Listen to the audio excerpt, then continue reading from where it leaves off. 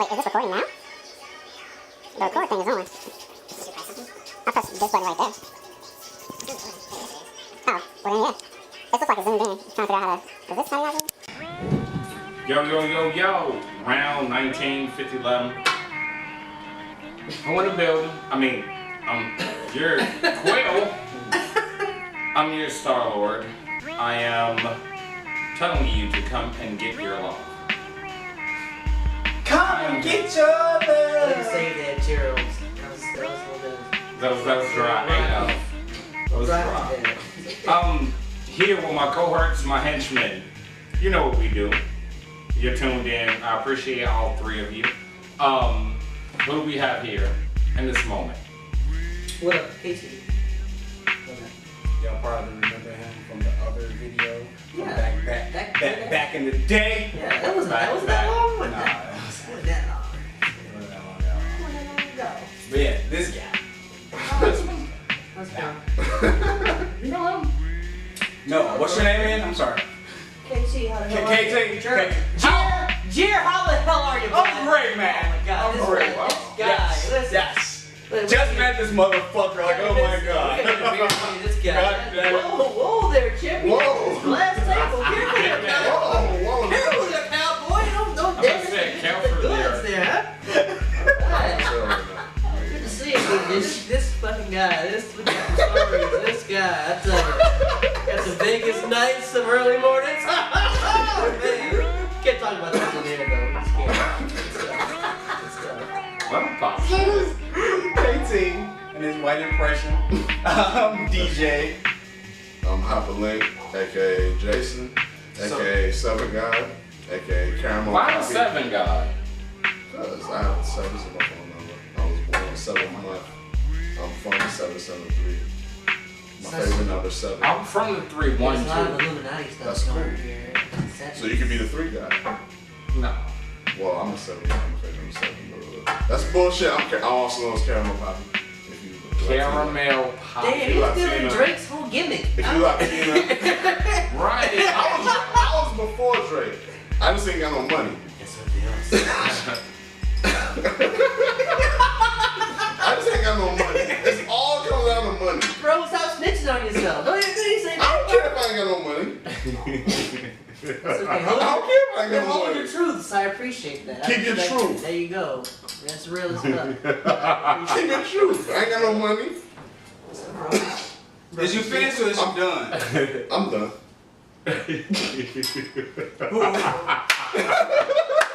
Already. He fucked me up, man. Hats off. He lost the hat like 3 minutes into You the finished or video. you done? Oh shit. Alright, what we talking about? What we talking about? What we talking about? Let Taylor. I don't know. What were y'all talking before I got here? I came late. I was talking about- I was fucking around. He was on CPT. I was on major CPT time, but that's how I roll. I mean, I had shit to die. Actually, we was talking about Kanye. Yeah. And like him as a whole, not just separating, well, me personally, I wasn't Okay. separating the artist from the music, the person from the artist. Okay. What's your take on Kanye and this whole situation that's happening right now? I think there are some hard truths that we have to kind of lay down with Kanye West. And having talked to Theo a couple days ago and my friend earlier today, there's a problem here. There's a mental aspect that clearly needs to be touched upon.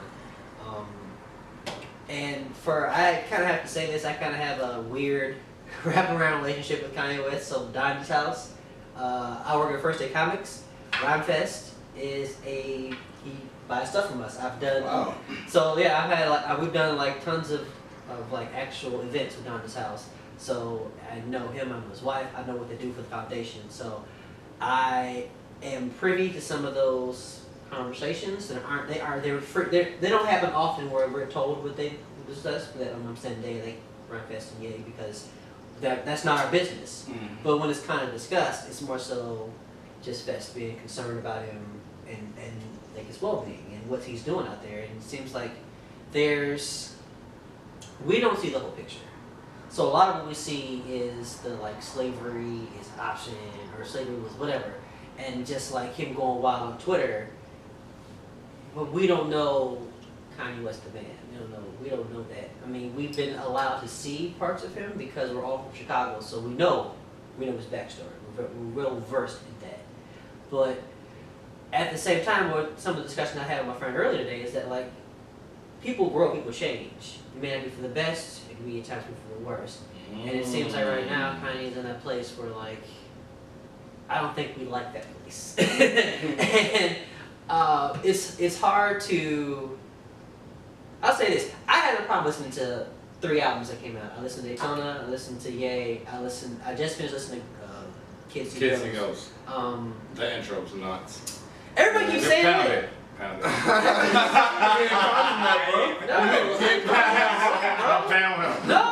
No, so I mean, I guess this is my thought on Kanye West. I think there is a very serious problem that I don't know that he's getting that actual help from his family out of Calabasas.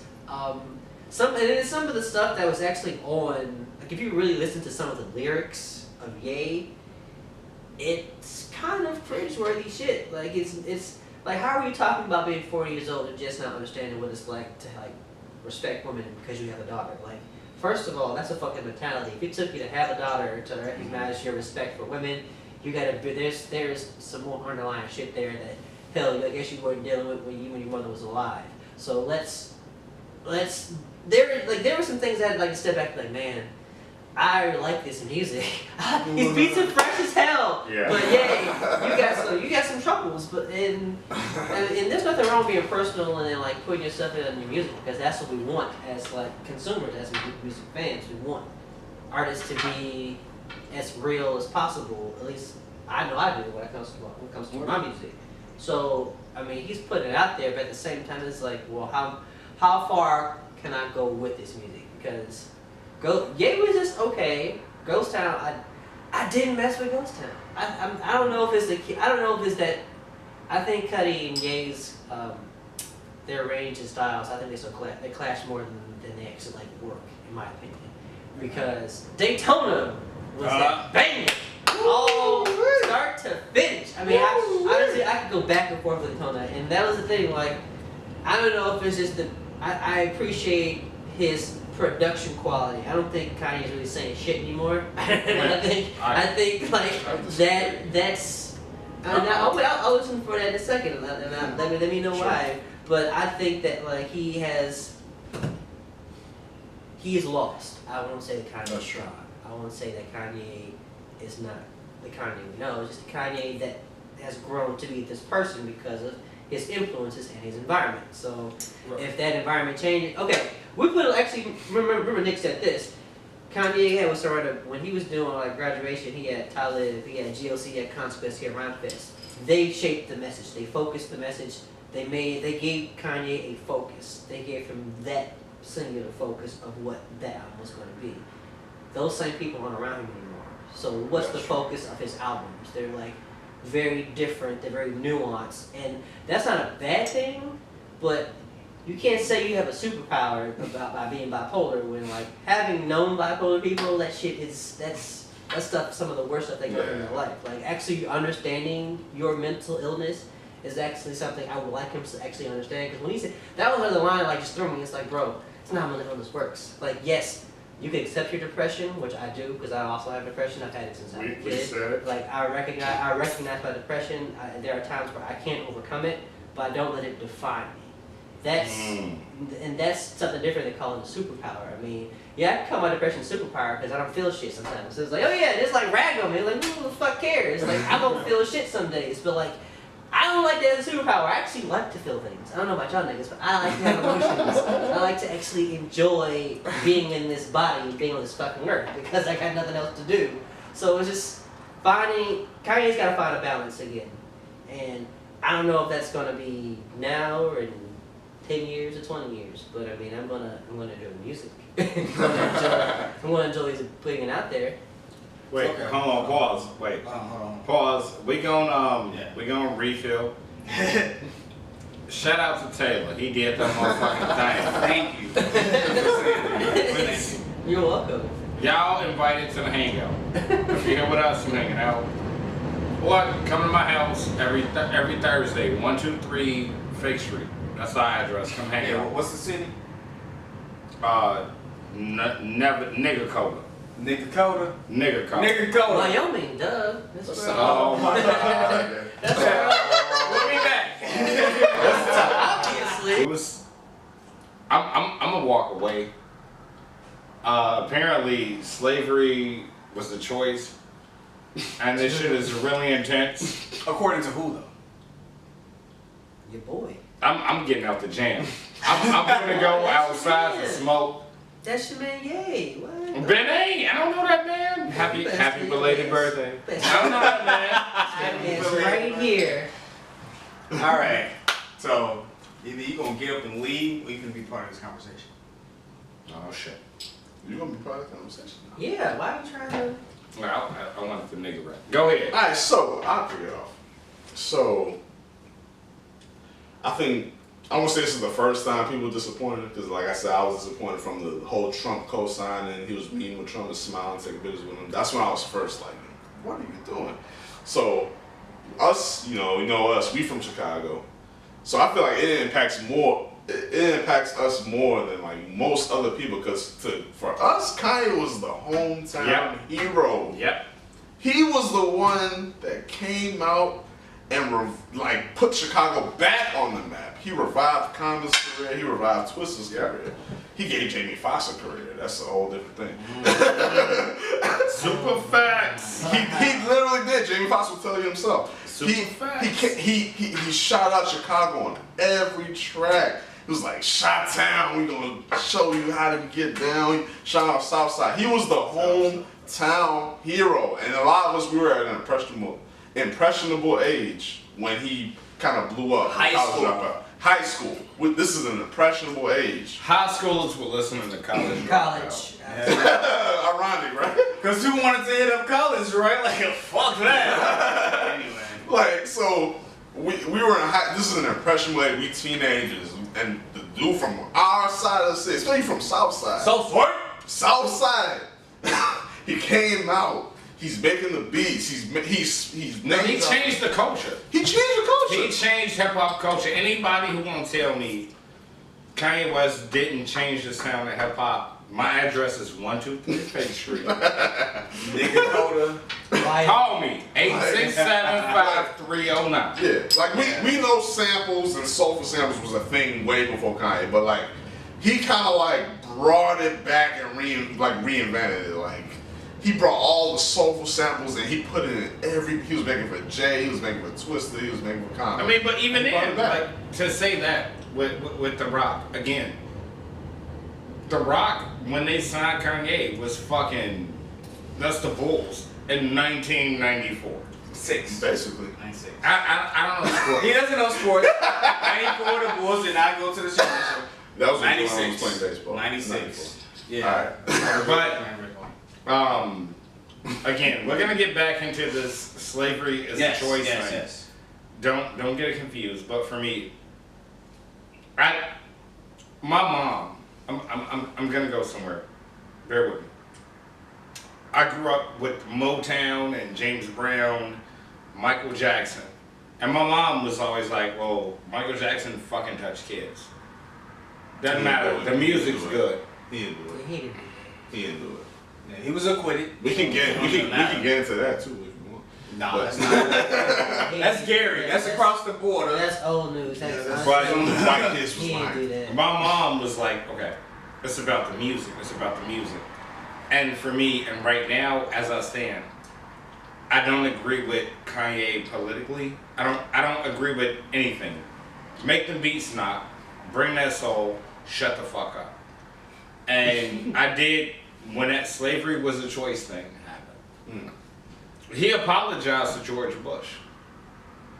That was like one of the first things. I'm like, how you are here? Yeah. But let's dive into this. I think if we're going back to college graduation, there were so many just references to like the civil rights movement and like all this stuff that like he mentioned as something he grew up to understand. To hear him say slavery was a choice, it gives people who've never really been fans of Kanye West, or people who want to always kind of question his ethics in terms of like a race and discussion, because he's always been a focal point for race discussion in America, whether you like it or not. He's given people a reason to say he never knew what he was talking about in the first place. And that's a bad look on his part, because I don't think he's stupid. I don't think He's not. to get where he is, to talk the way he talks, to just the way he was raised, I don't believe that he's that dumb. But I also believe that he's allowed himself to.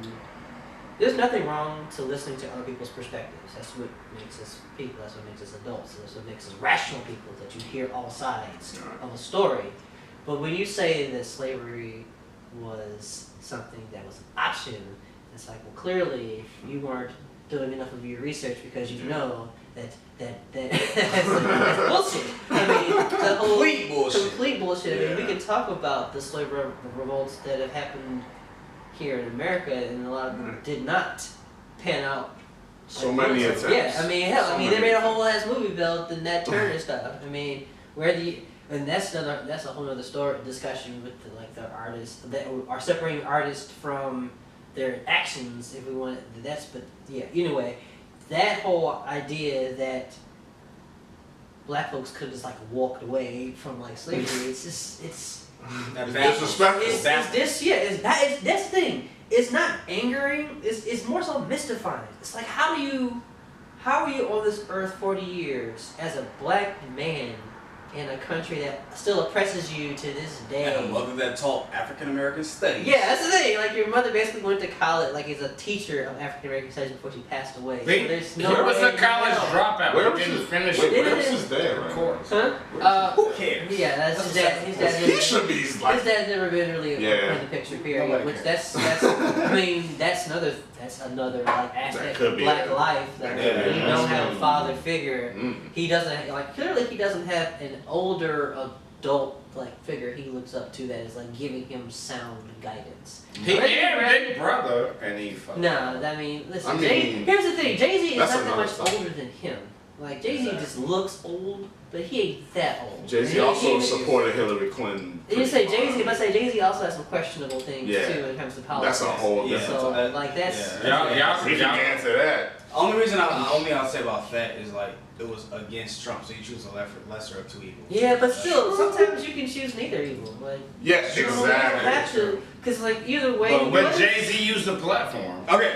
No, let's not it's get on Jay-Z. I apologize. I'm not gonna apologize for my opinion. No, Jay-Z not that. No, I'm talking about apologizing for moving the subject. That's the thing. The subject hasn't moved. This is also the same thing. You have not changed the subject, because whether slavery is still something that affects us to this very moment. Yes. I mean, him just saying that, you're giving our oppressors more ammo to be like, look, this nigga said it. You're totally okay. You're totally fine.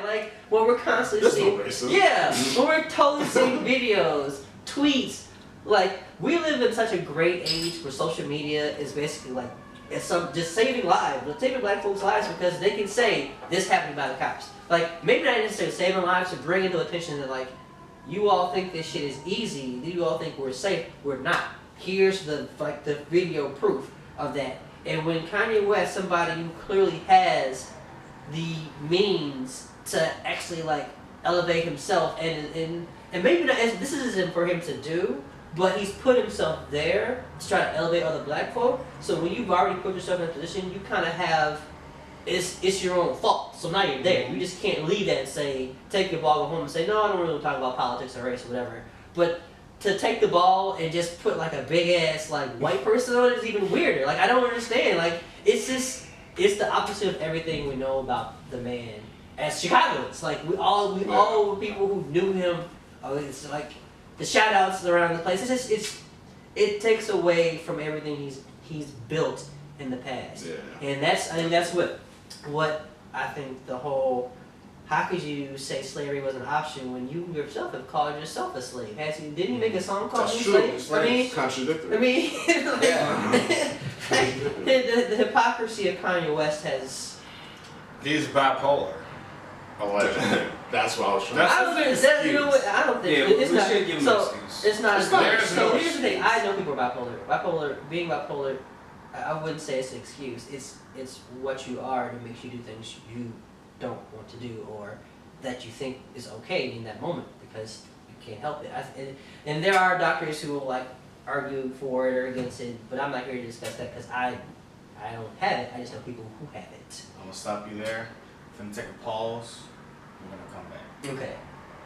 Thank you. So, right now we're about to have KT give his opinion on mental health in the black community. So. Go ahead. Okay, I guess we're still kind of connecting it to kind of Kanye West and what he's kind of been going through publicly online.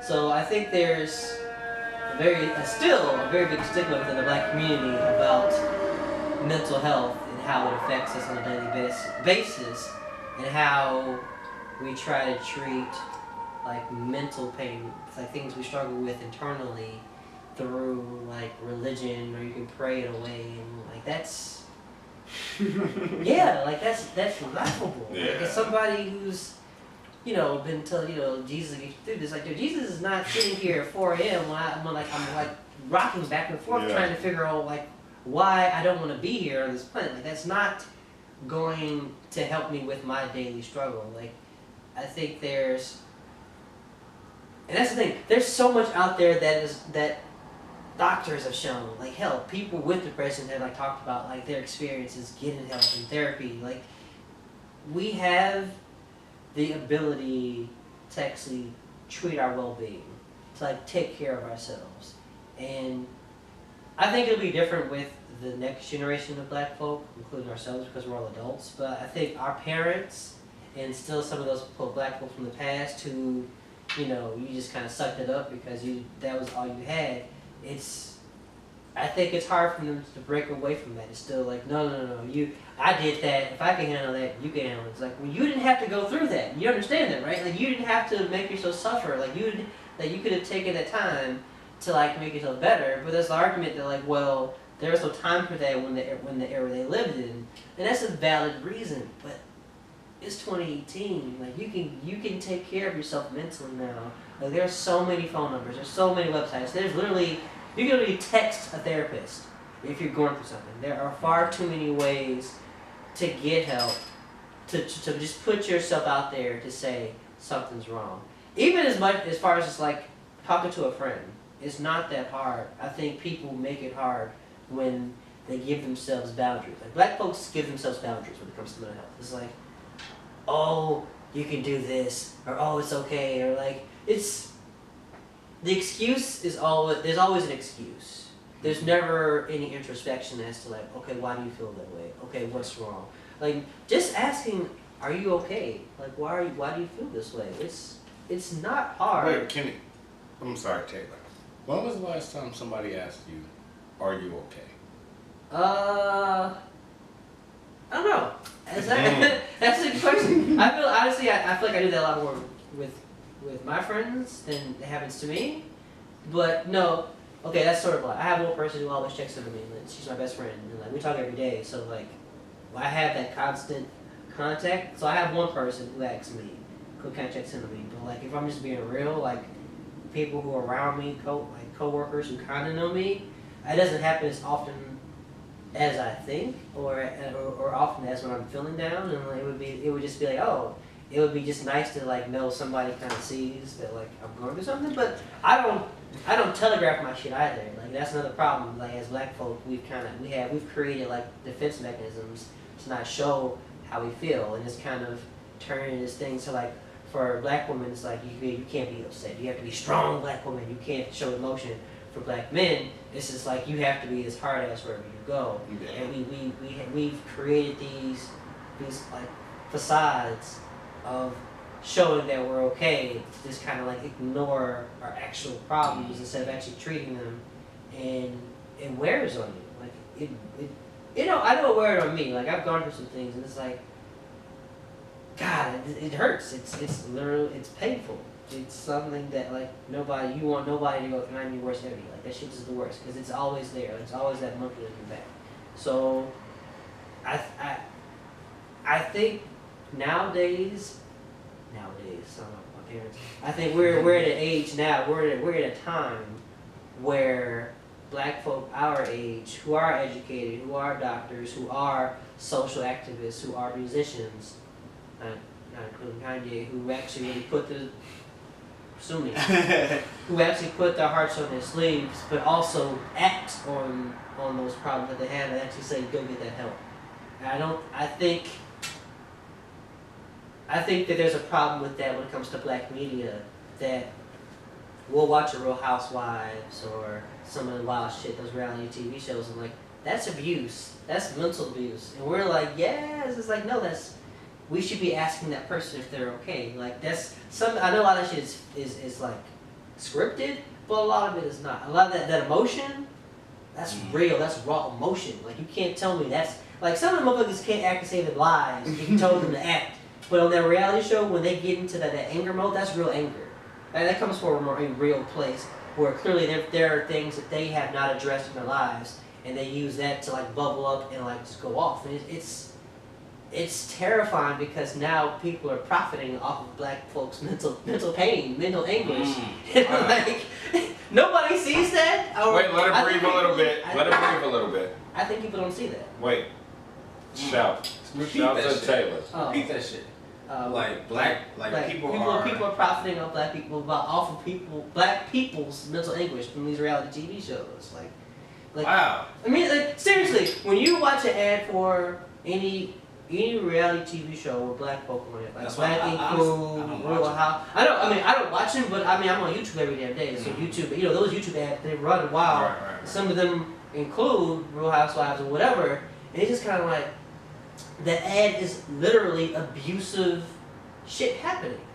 It's like, I feel like people know it, and people give excuses, oh, it's an escape. Like, no, it's not. Like, that's reality TV. The key component is that it's real, nigga. Like while some of that shit is staged, it's still coming from a real place. Yeah. And those real places are places of pain and anguish and sadness. And for it to be documented in a way where the 1% of people who actually make it, the Cardi B, who actually like uses her popularity to actually like empower women and her Latino women, like she does that. She did that. She's still doing it. There's another young lady I think on one of those shows too who like actually like uses that platform to empower herself and the women surrounding it. But for the most part, it's just niggas like yelling at each other and fighting. And it's like, if I want to see that, we in Indiana, like we can go outside and see that if we wanted to. Like, I saw that last. Yeah, but I mean, and that shit was trash. That shit is trash. Like we like, how much is too much when it comes to like seeing ourselves in pain and like disappointed, and that's why. Trauma porn. Yeah, and like where is the line where all this trauma becomes too much trauma? And that's why I don't watch Issa Rae's show. I don't watch. You don't watch Insecure? No, I don't watch Insecure, but bear with me. Mm-hmm. Here's why it's a great show. Every black person has even negative or positive, they're given room to grow. They're given room to absolutely grow. Watch Insecure. Yeah, honestly, watch it. Because honestly, I watched her YouTube. Yeah. So Awkward Black Girl. That shit was great. So like, that's the representation we should see more of on television. Yeah. That should be what we should see more of. I mean, I get it. It's cheaper to run a reality TV show and get these folks to do that, and like, some of the black folk have like tradition to actually producing these things, so they're making money off of it. But I mean, black folks sold crack in the 80s to the black folks, so same. I mean, if we really want to go there, we're doing the same thing except we just changed the drug. And so this episode is called The Taylor Show. The Taylor Show. Well, we really appreciate you. No, yeah, thank you. Speaking your mind. Thank you. I just think it's one of those things where I smoke a lot of weed, so I have a lot of time to think about these things. But no, I was raised in a time where I was always taught to look at everything extremely critical. I mean, Kanye said George Bush hates white people, or just care about black people when I was in college. But 2 years prior to that, when I was in high school, I agree with, like, even before he said that, it was like, that was a thought in my mind because of all these things that George Bush was doing. So, like, I grew up always having to look critically at everything. And I hate it because I can't have fun. Like, everything sucks. Like, everything's the fucking worst. Like, me and Theo were talking about the Ye album last weekend, and he was kind of whispering, like, I want to listen to the Ye album. I was like, nigga, we all gonna die. Enjoy that shit. Like, listen, like, don't live your life based on what other people's thoughts and opinions. Unless what you're doing is actually leading to somebody else's oppression, then that's a problem. But you listen to Kanye West's album, it's not leading to anybody else's oppression. Okay, wait. Can I jump in real quick? Sure. You just liberated me. Sorry, unpopular opinion. Love the Kanye album. Okay, timing. Thank you. Yeah. Love what good music is doing. Let's see if it ages well. Let that breathe a little bit. Me personally, I've yet to listen to it, and I won't until I've gotten over the whole Kanye feeling in my gut. But what I'm gonna say is, thank you for listening. Thank you for watching. John Penn, thank you for the music. John, I miss you, buddy. Goddammit. But what is that really? So, I mean, you're still angry about what he said, essentially. Yeah, especially over the whole. The Rhyme Fest shits were really. Rhyme Fest is what really got. Oh yeah, no doubt.